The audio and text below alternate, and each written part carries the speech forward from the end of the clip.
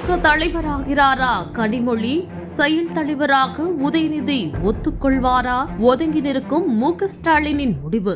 நடந்து முடிந்த 2026 தமிழ்நாடு சட்டமன்ற தேர்தலில் ஆளுங்கட்சியாக இருந்த திமுக எதிர்பாராத தோல்வியை சந்தித்துள்ளது. இந்த தோல்வி அறிவாலயத்தின் அடித்தளத்தையே உலுக்கியுள்ள நிலையில் கட்சிக்குள் பெரிய அளவிலான விவாதங்களும் மறுசீரமைப்பு கோரிக்கைகளும் தற்போதை வெடிக்க தொடங்கியுள்ளன. குறிப்பாக கட்சி நிர்வாகத்தை சுறுசுறுப்பாக்க மீண்டும் செயல் தலைவர் பதவியை கொண்டுவர வேண்டும் என்ற முணுமுணுப்பு திமுகவின் அடிமட்ட தொண்டர்கள் முதல் மூத்த நிர்வாகிகள் வரை பலமாக வெளிக்க தொடங்கியுள்ளது. திமுக வரலாற்றில் செயல் தலைவர் என்ற பதவி புதியதொன்றுமல்ல. முன்னாள் முதலமைச்சரும் திமுகவின் தலைவருமாக இருந்த கலைஞர் கருணாநிதி அவர்களின் இறுதி காலத்தில் உடல்நலக்குறைவு ஏற்பட்ட போது கட்சி பணிகளை தொய்வின்றி தொடர ஒரு புதிய ஏற்பாடு தேவைப்பட்டது. அப்போதுதான் முதன்முறையாக திமுகவில் செயல் தலைவர் பதவி உருவாக்கப்பட்டு அப்போது மு.க. ஸ்டாலின் அவர்களுக்கு அந்த பொறுப்பு வழங்கப்பட்டது. கருணாநிதி மறைவுக்கு பின்னரே அவர் முறைப்படி தலைவராக பொறுப்பேற்றார். தற்போது தேர்தல் தோல்வி, தலைமை கழகத்தின் மீதான விமர்சனங்கள் மற்றும் தற்போதைய தலைவர் மு.க. ஸ்டாலினின் அவர்களின் பணி சுமை ஆகியவற்றை காரணம் காட்டி